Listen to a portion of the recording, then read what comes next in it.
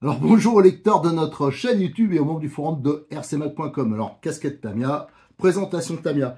Alors aujourd'hui je vais vous présenter, on va faire la découverte de la boîte, on va regarder, on va aussi un peu parler technique pour les débutants, pour ceux qui ne connaissent pas les équipements, les options, ce qu'il faut faire d'entrée sur ce type de voiture. On va parler de cette nouveauté Alfa Romeo 155 V6 Ti, c'est une voiture de 1996 pour le circuit bien sûr et qui est équipée d'un V6 2,5 litres avec la décoration Martini. J'avoue que je trouve qu'elle a une gueule assez sympa. Alors Cyril il me l'a ramené ce matin, on se voit tous les mercredis, tous les jeudis à peu près, et en même temps je lui avais dit ramène-moi la voiture que je t'avais montée en expo. Lui il roule plutôt avec du TT01 et ça c'est la voiture que je l'avais montée pour lui. Vous pouvez voir à sa boutique assez souvent, et qui est voilà, qui montre toutes les petites bidouilles qu'on peut conseiller là-dessus sans se ruiner, et les options qui paraissent voilà, sans pas tomber dans le délire, qui semblent indispensables ou sympas, qui coûtent pas trop cher. Donc lors de cette présentation, après je vais vous montrer la boîte, on va regarder ce qu'il y a dedans, mais après je vous montrerai, je vous redonnerai quelques conseils pour l'équipement électronique, l'équipement pour la radio, bien sûr, le cerveau, le choix du cerveau. Et si vous voulez quelques petites options, celles qui servent à quelque chose, qui ont une utilité, et celles qui servent à rien, et il y en a pas mal qui servent à rien. Allez, déjà, ce qu'on va faire, on va regarder la boîte. Alors, cette boîte, alors à chaque fois, les TT02, c'est la même boîte, généralement. Et ce qui va changer, c'est l'autocollant. Voilà, là, c'est une partie autocollante. Et on a une représentation de la voiture, on dirait vraiment une maquette, quoi. C'est vraiment superbe. Ça, c'est ça que j'aime bien chez Tamiya. Si on passe du temps un peu sur la peinture, sur les autocollants, la pose des autocollants qui est très longue, mais après le résultat, il est vraiment nickel. Ici, on a l'indication qu'il y a le contrôleur et le moteur dedans. Ça, c'est pour les versions export. Et normalement, c'est de l'Hobby-Wing pendant longtemps. Enfin, ça a toujours été des contrôleurs Tamiya. Et depuis l'histoire de confinement, enfin, je pense qu'il y a eu des problèmes de composants, je ne sais pas exactement, mais maintenant, ils prennent chez Hobby-Wing. Moi, je trouve que c'est beaucoup mieux. Par contre, on regardera si c'est un 1040 ou un 1060. Il y a une différence de puissance et de taille aussi. Le 1040 étant plus gros et un peu moins résistant, mais enfin, il est vraiment très bien aussi. Et au niveau du moteur, nous avons un Torque-Tuned. Donc ça, c'est la version intermédiaire au niveau puissance. Alors, on va regarder sur les côtés de la boîte. Alors de ce côté, on a une représentation de la voiture. On voit vraiment l'implantation typique des voitures de touring. C'est donc une voiture à cardan, 10 fapignons devant, 10 fapignons derrière. La couronne ici, le moteur et la batterie sur le côté. Donc ça, c'est tout à fait classique. Alors de base, vous verrez, je vous expliquerai, mais il y a très peu de réglages, mais c'est bien adapté aux débutants. Alors bien sûr, c'est une des rares voitures dans ces tarifs-là et dans cette qualité-là qui est en kit. Malheureusement, enfin d'un côté, pour les débutants, ils préfèrent, il y a de plus en plus de RTR, mais je trouve que pour faire du modélisme longtemps, faut apprendre à monter sa voiture, parce qu'après, c'est vrai qu'on est un peu perdu. Souvent, j'ai des questions, j'ai un RTR, dès qu'il y a une petite bidouille à faire, les gens, ils sont souvent perdus. Là, l'avantage, c'est que comme on a monté la voiture, même si on fait des bêtises, on apprend en faisant les bêtises, on saura se débrouiller. Ici, c'est pour indiquer qu'il y a deux types de moyeux. Ça, c'est pour passer, pour changer la voie. Voilà, donc ça permet de l'adapter. Et là, il y a un petit historique de la voiture. Alors, on voit, c'était le championnat Touring 1996. Et on voit, il y a le petit logo là, officiel Alfa Romeo. Alors, de l'autre côté de la boîte, on a une représentation de ce qui manque pour faire rouler la voiture. Donc, bien sûr, une radio, un cerveau. Ça, c'est un point important, on y reviendra. Le contrôleur, mais non, parce que ça, c'est pour la version japonaise, je pense. Mais le contrôleur, il est fourni avec, bien sûr, le récepteur qui est fourni avec la radio, un chargeur et une batterie. Et là, il y a quelques options qui sont représentées, mais franchement, c'est pas du tout les plus intéressantes. Par exemple, là, le kit amortisseur alu, bon, il est onéreux, il n'est pas souvent disponible Et le kit amortisseur plastique, il est beaucoup moins cher et largement suffisant. Ça, c'est des inserts, il y a plusieurs mousses de densité un peu différentes. Ici, c'est le différentiel à bille. Là, il faut déjà toucher sa bille. Et en plus, c'est pas donné pour maîtriser ça, hein, ce point de réglage. Là, le kit roulement, on y reviendra parce qu'il y a moins cher. Ça, c'est les moyeux de roues métalliques. Support cerveau, à part se faire plaisir, ça sert à rien. Les axes de triangle, alors ceux-là, ils sont pas faciles à trouver. Les kits ressorts, ça aussi, c'est pas facile à trouver. Et ici, c'est, je sais pas, ça doit être un roue libre, je pense. Ça aussi, je vois pas trop l'utilité. Alors, en fin de compte, les options qui sont vraiment utiles, bah, elles sont pas indiquées dessus. C'est un peu dommage. Allez, ce que je vais faire, maintenant, on va ouvrir la boîte pour découvrir ce qu'il y a dedans. Allez, la boîte est ouverte. Maintenant, on va pouvoir découvrir ce qu'il y a dedans. Là, il y a quelques points qui m'intéressent. Le premier, c'est le type de contrôleur. Parce que vous avez des boîtes... alors, des fois, on ne comprend pas trop leur logique. Il y a des boîtes où il y a des 1060 et d'autres des 1040. Je rappelle, le 1060, c'est quand même plus avantageux. Hein, parce qu'il est plus compact et voilà, il supporte des moteurs un peu plus balèzes. Donc ça, c'est bien. Et l'autre point qui m'intéresse, c'est est-ce que la carrosserie, elle est prédécoupée. Alors des fois, vous avez des carrosseries qui sont juste pré-percées au niveau des fixations de la carrosserie. Parfois, c'est prédécoupé au niveau des tours de roue. Et des fois, il n'y a rien. Donc on va voir. Non, mais généralement, il y a au minimum les trous. Ben, on va regarder ça. Déjà, ça me semble intéressant. Alors, je regarde. Suspense. Ta, ta, ta. Alors la notice, déjà, elle est en français. Il y a une notice spécifique pour ce contrôleur. Et c'est c'est bonne nouvelle, c'est un 1060. Donc c'est le contrôleur le plus petit, donc ça favorise l'implantation radio, hein, parce qu'avec le 1040, surtout sur les M05 et M06, c'est un peu compliqué. Hein. Et surtout, celui-là, il résiste, il est vraiment très fiable. Hein, mais le 1040 aussi est fiable. Hein. Mais là, c'est voilà, ça c'est une bonne nouvelle. Vous avez la notice, l'explication. De toute façon, je vous le montrerai, mais il y a que deux réglages dessus. Hein, donc c'est voilà. Ici, on a un sachet avec le moteur. Ici, les bagues. Donc en plastique, ça on en reparlera. Et toutes les pièces, là, les ressorts pour les pseudo-amortisseurs hein, à friction. Les colliers, alors je vais pas l'ouvrir hein, parce que la boîte n'est pas à moi.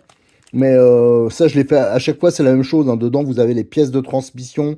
Ah bah si, c'est scotché, donc on pourra quand même regarder ça d'un peu plus près. Mais normalement, dedans, il y a les pièces de transmission. Alors, c'est ça qui m'intéressait. Alors, on va déjà regarder aussi le châssis baignoire.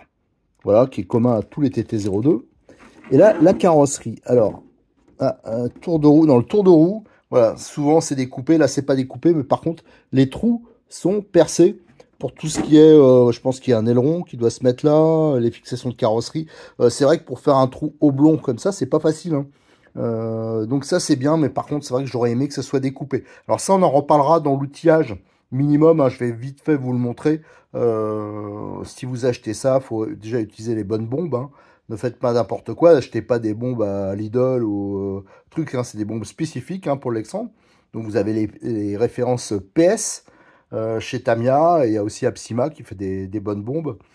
Par contre, il faudra absolument acheter un ciseau Alexandre. Si vous faites avec des ciseaux vous avez à la maison, vous allez massacrer. Et vu le prix de la carrosserie, faut surtout pas se rater. Voilà, carrosserie qui est assez sympa. Je pense qu'il doit avoir un aileron.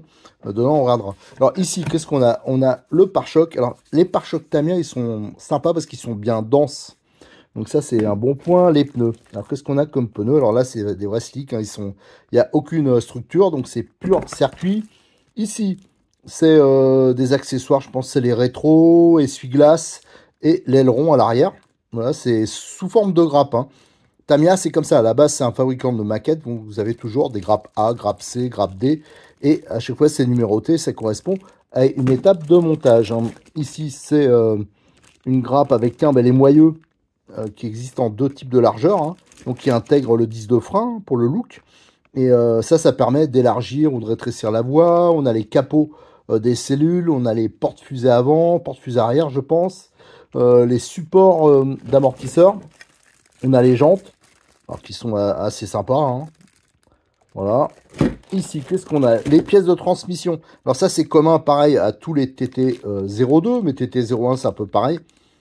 Les noix sont en plastique et vous avez les arbres qui sont en acier, hein, les cardans, pareil, plastique et goupilles. Moi, j'aime bien ce système-là parce que ça permet, ça amortit les à-coups, hein. Donc, en fin de compte, on pourrait se dire, merde, c'est du plastoc, mais non, non, c'est vraiment très fiable, hein. Il n'y a aucun problème à ce niveau-là.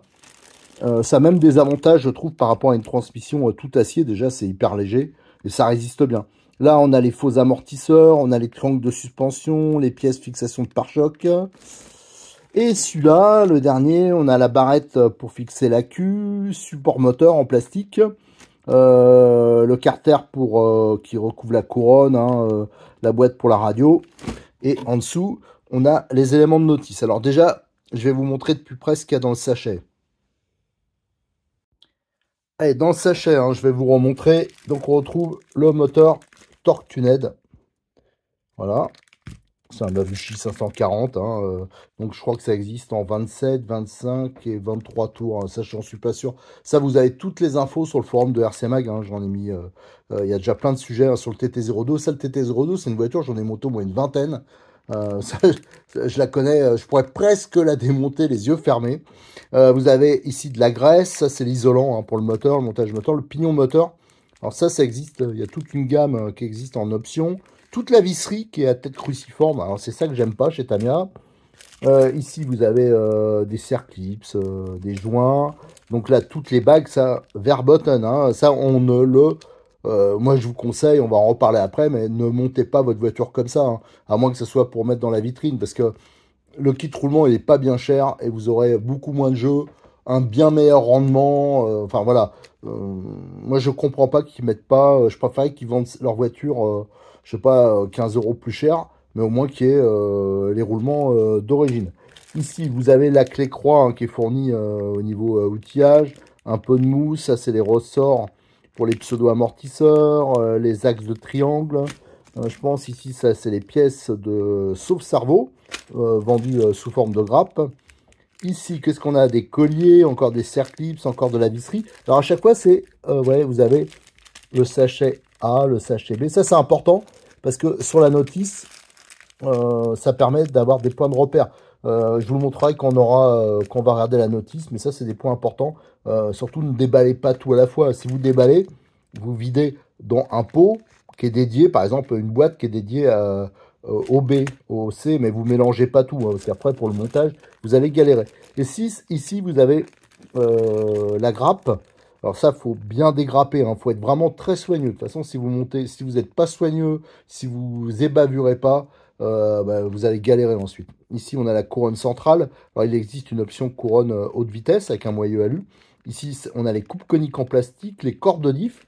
Je rappelle qu'ils ne sont pas étanches. Hein. Et on a les planétaires et les satellites en plastique. Alors, ça peut étonner, mais en fin de compte, c'est solide. Allez, maintenant, ce qu'on va regarder, c'est la notice et les planches d'autocollant. Alors voici tous les documents et les planches d'autocollants qu'on trouve dans la boîte. Alors je ne parle pas bien sûr de la petite notice qui est livrée à part pour le contrôleur. Alors ça c'est le document qu'on trouve dans toutes les voitures de Tamiya. Je pense que ça c'est pour une histoire de réglementation. La superbe planche d'autocollant. Alors en plus il y en a deux. Et ici c'est les caches pour les vitres. Celle-là elle est vraiment superbe. Il y en a deux. C'est pour ça qu'elle est un poil plus chère. Et encore je trouve qu'elle est raisonnable que certains TT02. Alors, les autocollants, comme d'habitude, c'est une finition vraiment maquette. Et vous voyez qu'à chaque fois, c'est numéroté. Donc, chaque autocollant, il correspond à un emplacement sur la voiture. Hein, et ça, c'est indiqué par la notice. Tous, il faut les découper. Donc, c'est pas prédécoupé. Hein, donc, c'est beaucoup, beaucoup de boulot. Moi, je sais que c'est toujours ce qui me fait peur. Hein. Mais par contre, après, le résultat, il est vraiment nickel. Donc là, on a vraiment une méga planche d'autocollant. Elle est vraiment très grande. Et plus il y en a une derrière. Hein. C'est vraiment très très chouette. Hein. Ça me donne presque envie de me la monter celle-là. Après, vous avez ici la notice qui est commune. On y reviendra après à toutes les voitures TT02. Mais à chaque fois, c'est pareil hein, pour les TT01, les M05, M06. Il y a un additif qui est spécifique à la voiture. Donc là, c'est pour l'Alfa Romeo. Donc là, il parle de le diamètre des trous, mais ils sont déjà percés pour la plupart. Ah non, peut-être pas pour les rétros. Il y en a quelques-uns encore à percer. Vous avez ici, c'est marqué pour la découpe. Voilà. Ici, voilà, ils en parlent. Là, c'est pour les peintures. Vous voyez, PS5 black, PS1 le blanc. Voilà. Donc là, c'est indiqué pour les peintures. Ils disent bien sûr qu'il faut comment on masque. Voilà. Et là, on a toute la dépose des autocollants. Et on voit ici, il y a des numéros. Ça correspond, voilà, c'est l'autocollant 65 qui vient se mettre là. Donc voilà, c'est vous voyez, c'est une grosse partie. Il y a même des autocollants qui vont sur les roues. Voilà. Oh, le boulot. Là, il y a du taf. Hein. Là, donc, on a les rétroviseurs, les essuie-glaces, l'aileron, hein, qu'il faut aussi décorer. Et après, il y a la mise en place sur la voiture. Voilà. Donc, ça, c'est pas pour rien. Alors, je vais essayer de faire en une fois. Hein, on va regarder la notice. Alors, c'est toujours la même hein, pour les TT02. Donc, j'ai déjà présenté. Elle est disponible sur RC Mag, hein, comme d'ailleurs le montage de la voiture. Et on va y revenir après pour les options. Alors, vous avez toutes les pièces qui sont représentées, la visserie qui est représentée à l'échelle. Et ça commence, voilà, vous avez l'étape 1, l'étape 2, l'étape 3. Vous retrouvez toutes les vidéos du montage. Je l'ai fait il y a 2 ans, un truc comme ça. C'était sur une version rallye, mais c'est la même chose.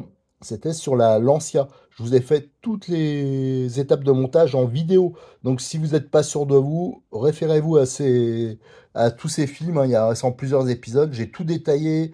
Je dis toutes les petites modifs qu'il faut faire. Hein, parce que à force d'en monter, ben, j'ai vu, il y a des choses qui vont pas. Donc ça, je vous invite à les suivre. Tiens, juste au passage, hein, il y a plusieurs empattements qui sont possibles. Et la voie, là, ils en parlent ici. Là, ils mettent les points de graissage. Il y en a certains, je suis pas d'accord avec eux. Et les points de graissage, il faut quand même faire attention, c'est si vous mettez les bacs d'origine. Mais comme je vous conseille de mettre les roulements, bien sûr, si vous mettez des roulements, il n'y a pas besoin de graisser ici, hein, sur la portée. Hein. Ça, faut. Après, il y a une histoire de logique. Pareil, eux, ils graissent la couronne. Moi, à part, bien sûr, le pignon de coupe conique, ça c'est différent. Mais la couronne, moi, je vous déconseille tout à fait de le graisser. Hein. C'est pour attirer toutes les merdes et avoir une voiture qui n'a pas de roue libre, il n'y a rien de mieux. Mais par contre, bien sûr, pour les coupes coniques, il faut graisser. Alors ça, je vous en parlerai, mais soit avec de la graisse.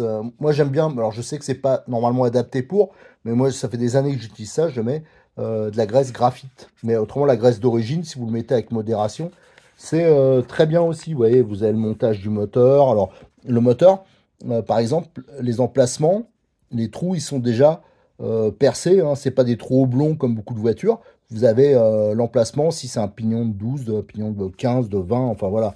Je pense que c'est parce que toutes les pages sont tournées d'un coup, voilà, on le voit mieux ici. Ouais, vous avez tous les emplacements, là on voit, voilà, si c'est un pignon de 24, de 23, de 22, de 21. Donc ça, c'est, voilà, ça aussi, je vous déconseille de le faire. Eux, ils graissent les pivots hein, pour la triangulation. Alors ça, pareil, si vous voulez être emmerdé, faites-le. Hein. Vous mettez de la graisse là, toute la poussière va venir se coller. Et après, à moins d'entretenir sa voiture à chaque sortie, tout démonter, tout nettoyer. Mais ça m'étonnerait que la plupart des gens, c'est pas ce qu'ils font. Hein. Donc là, vous avez toute l'installation radio. On va revenir. Alors là, vous avez encore l'explication. Ça, c'est les réglages. L'explication sur les rapports des multiplications. Parce que bien sûr, il faut l'adapter à sa voiture, au moteur qu'on installe. Et donc là, vous avez tout est bien expliqué. Là, c'est des conseils de pilotage. Vous avez aussi, alors la notice est bien sûr en français. Vous avez quelques conseils aussi en cas de panne, tout ça. Alors c'est marqué ici, voilà, vous avez tel problème, ça peut être tel ou tel. Il donne des solutions en fin de compte. Hein, voilà. Après, vous avez à la fin toutes les grappes. Alors ça, c'est pratique. C'est par exemple, vous cassez une pièce. Alors imaginez, c'est vraiment très solide, mais vous cassez une fusée, un porte-fusée à l'avant. Ben, vous savez qu'il faudra commander, c'est livré avec toute la grappe. Il faudra commander la grappe 51 500. 27, voilà, c'est comme ça. Et vous avez en même temps la composition et l'emplacement. Par exemple, la notice, elle vous dit c'est la pièce, c'est grappe D numéro 9, D9, ben, vous savez que c'est celle-ci. Et là, on a les sachets, les fameux A, B, C. On a toute la visserie hein, à l'échelle qui est dedans, qui est indiquée. Donc ça aussi, c'est très pratique. Alors maintenant, ce que je vais faire, je vais prendre le TT02 d'exposition de Cyril et je vais vous le montrer et je vais essayer de vous parler. Je vais mettre aussi un outillage minimum. Je vais essayer de vous montrer un peu ce qui est, si vous avez rien, hein, ça veut dire que si vous êtes ultra débutant et que vous voulez vous faire plaisir avec quelques petites options, voilà, celles qui sont utiles, celles qui sont moins utiles, mais surtout celles que je vous conseille de prendre d'entrée. Alors, Juste un mot hein, sur l'outillage minimum, hein. Imaginons que vous n'avez rien du tout. Il vous faudra au moins des ciseaux. Je vous conseille de prendre des Tamiya, hein. Tout ça, ça vient de c'est Cyril de Modix 34. Vous regardez dans accessoires, outillage, pour le reste, la graisse, tout ça. Vraiment, les prix sont intéressants. Donc, vous avez le ciseau Tamiya qui est recourbé. Ça, c'est indispensable pour découper la carrosserie. Ne vous lancez pas à faire la décoration, enfin les découpes, tout ça sans ça, hein. Ça me paraît quand même un peu problématique. Si jamais vous optez pour le montage avec la visserie d'origine, pensez à prendre des tournevis cruciformes de qualité et adaptés à la tête, hein, qu'il n'y ait pas de jeu de ça, parce qu'autrement vous aurez quelques soucis. Si jamais vous montez le kit visserie, je vais vous en parler après, inox avec les vis 6 pans, n'utilisez surtout pas la visseuse, surtout pour le montage. Surtout si vous n'êtes pas trop bricolo, hein, parce qu'il y en a beaucoup, ils pensent qu'ils sont bricolos, mais pas tant que ça, parce que les Tamiya plastiques qui sont un peu spéciaux, il y en a certains, parce qu'il y en a plusieurs hein, sur la voiture, plusieurs types, il y en a certains, c'est un peu comme du plastique à maquette. Et ça veut dire que si vous utilisez la visseuse, ça chauffe et ça fond le pas de vis. Donc faites attention, hein, il y en a qui se sont fait avoir. Moi, je fais tout à la main. Alors maintenant, je vous avoue que j'ai un peu l'habitude maintenant. Alors je le fais aussi à la visseuse, mais j'y vais vraiment avec modération, parce qu'après on foire tout. Donc je vous conseille, moi, quand vous n'avez pas les bonnes clés, hein, si vous utilisez du 6 pans, prenez ça, hein, c'est un petit kit. Pareil, là aussi, ça se met dans le manche, là. Et c'est hyper pratique. On peut l'amener dans sa poche sur le terrain quand on va rouler. C'est pratique et c'est pas cher. Je vous conseille de prendre cette graisse, hein, c'est la M282 graphite. Moi, je la mets. Alors, j'en mets un tout petit peu. C'est ça que je mets sur les coupes coniques. Par contre, pour le reste, hein, on va utiliser la graisse qui est livrée d'origine. Le reste, ça sera juste la partie, l'intérieur des différentiels, hein. Voilà. Ici, il vous faudra de la colle. Alors, je vous conseille la T2M. Elle est vraiment pas mal. J'ai trouvé chez Cyril aussi. Alors, ça existe, ce modèle-là, mais il y a aussi la version pneu. Moi, je vous conseille éventuellement. Ouais, les deux, c'est un peu pareil. Moi, j'arrive à coller. De toute façon, il vous faudra de la colle et de la cyano pour coller vos pneus, hein. Mais ça sert aussi pour faire des réparations. Enfin, pour pas mal de choses. Si vous prenez le kit roulement, c'est pas trop cher. Ça dure hyper longtemps. Je vous conseille de prendre cet applicateur d'huile pour les roulements. Vraiment, ça permet d'avoir une transmission qui est hyper fluide. Pour l'entretien, tout ça, c'est bien. Et vous pouvez aussi acheter, hein, mais surtout ne roulez pas dans la bouillasse, dans les saloperies, hein, parce que votre voiture, vous allez vite la ruiner. Mais si vous êtes pour l'entretien, vous pouvez aussi avoir une bombe style WD 40. Voilà ce qu'était pour... Vraiment, là, c'est le minimum hein, au niveau de outillage, hein, j'en oublie peut-être, mais moi, quand on commence les RC, n'oubliez jamais de prévoir un petit budget pour ça. Les chargeurs et batteries, j'en ai déjà parlé sur d'autres vidéos. Je vous conseille, moi, de débuter quand même directement en lipo. Ça vous obligera sûrement à changer la prise hein, pour passer en DIN. Mais avec le lipo, vous aurez non seulement plus de puissance, mais vous aurez beaucoup plus d'autonomie que tous les kits que je vois des fois dans des magasins un peu des grandes surfaces de la RC. Tiens, j'ai ma secrétaire particulière qui vient... Qu'est-ce que tu veux, toi? Non, mais non, si tu commences à être là, ça va pas aller, hein. Enfin bon, bref, c'est pas grave. Mais si vous faites un achat avec... ah, c'est pas facile des fois. Si vous faites un achat dans certains magasins, ils vont vous proposer un chargeur mural, voire pire, USB. Ah, mais c'est pas possible. Et avec des batteries style 1800, NIMH, mais en fin de compte, vous serez déçu au niveau autonomie. Et je vous conseille vraiment, hein, si vous pouvez, commencer directement avec une batterie lipo et avec un chargeur à peu près correct. Par exemple, voilà, moi, le meilleur rapport qualité-prix pour moi, c'est le Multi 60 de chez Connect. Ça, vous avez ça, c'est déjà très bien. Si vous pouvez pas, au niveau budget, je pense qu'un multipic, ça sera déjà beaucoup mieux que les chargeurs muraux ou USB qui sont souvent proposés. Alors, on va prendre exemple sur la voiture d'expo de Cyril, hein, que je lui ai montée il y a plus de 2 ans. Ouais, ça fait déjà un paquet de temps. Et à l'époque, c'était encore livré avec les contrôleurs Tamiya. Et moi, j'avais déjà fait la modif qu'ils font maintenant. J'avais mis le contrôleur 1060 parce qu'il est beaucoup plus compact. Alors, ça m'avait permis de faire une implantation différente, celle d'origine. Vous pourrez comparer. Moi, je préfère parce que les masses sont beaucoup... On rabaisse les masses. Et voilà, moi, la voiture, elle n'est pas destinée à rouler dans la merdasse. Alors, il n'y a aucun problème si le récepteur... il est à l'air libre, voilà, comme c'est là. Mais au moins, c'est bas, il n'y a rien en haut. Ça permet de bien ventiler l'ensemble. Moi, j'aimais bien cet exemple de montage. C'est pour ça que je le préconise à chaque fois. Alors déjà, ce qui est fait, donc il y a le 1060. Le 1060, si on regarde, je vais un peu zoomer. Les seuls réglages qu'il y a, c'est des petits pontets qu'il y a ici, qu'on peut déplacer. Ça fait un réglage différent. Ici, vous avez par exemple LiPo ou NIMH. Moi, je roule qu'en LiPo. Je l'ai mis en LiPo. Et là, vous avez soit marche avant. Enfin, vous avez les réglages. Soit vous pouvez mettre que marche avant et frein. Soit marche avant, frein, marche arrière. Voilà. Donc ça, c'est selon ce que vous voulez faire. Et c'est toujours avec le petit pontet. Là, par contre, on n'a jamais fait la modif. Mais ça, il y a longtemps que je dois le faire. On doit le passer en DIN. Le petit récepteur, je l'avais glissé entre le contrôleur et le cerveau. Pourquoi? Parce que j'ai mis un cerveau bas. Moi, je vous conseille les cerveaux hauts. Les cerveaux, mettez un peu le prix. Alors, je vous dis, quand je dis le prix, prenez pas un cerveau style à 15 euros. Mais là, vous avez les cerveaux à 25 euros. Moi, je vous conseille de prendre un S12. Le S12, il est rapide, il est puissant, il a le carter alu. Ça sera beaucoup plus précis et ça permet de faire une implantation, d'avoir beaucoup plus de place. J'ai mis un radiateur alu. Alors le radiateur alu, le Tamiya, la référence, c'est 54 571 pour le TT02. Là, on le voit pas, mais il y a le support moteur alu.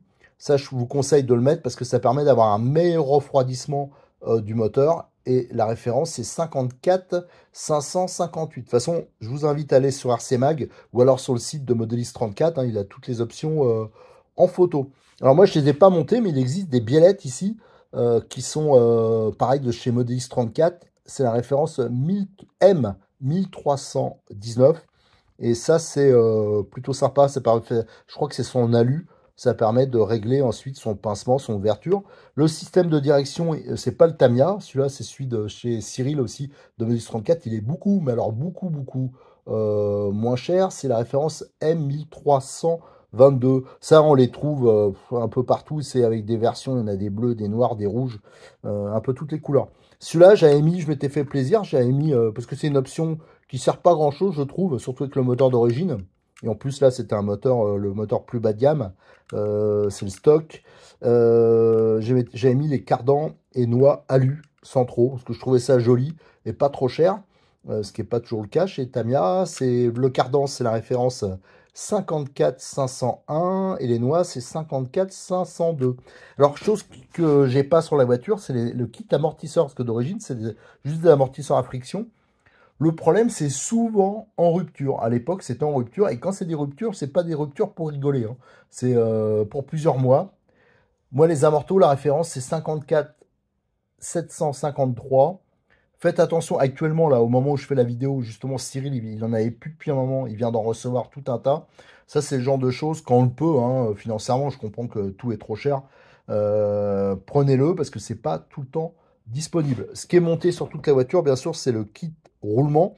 Là, il y a le kit roulement de chez Tamiya, mais il y a le kit de chez Cyril, qui est quand même beaucoup moins cher, je crois. C'est le M123. Ça, n'achetez pas, que ce soit un TT01, un TT02, enfin n'importe quelle voiture Tamiya, ne l'achetez pas sans le kit roulement. Ça me paraît indispensable.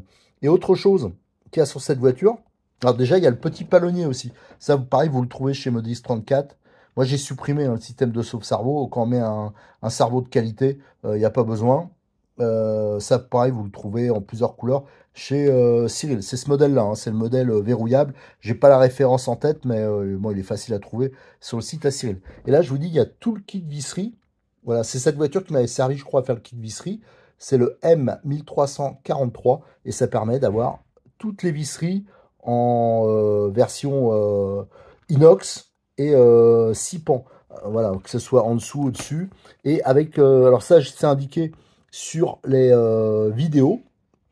vous avez, parce que les tailles, des fois, je les mets un peu différentes pour améliorer hein, tout ça. C'est pour ça que faut pas comparer avec les tailles de vis d'origine, parce que des fois, il y a moyen de mettre un peu plus long pour que ça tienne mieux, tout ça. Donc, tout ça, c'est avec le fameux kit visserie, le M1343.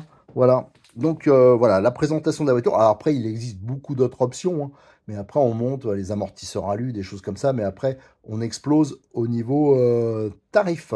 Voilà ce qu'on pouvait dire hein, sur cette voiture. Et bien sûr, sur le forum de RC Mag, vous avez plein d'infos. Et au niveau vidéo, j'en ai déjà publié plein sur cette voiture, notamment le montage intégral de cette voiture.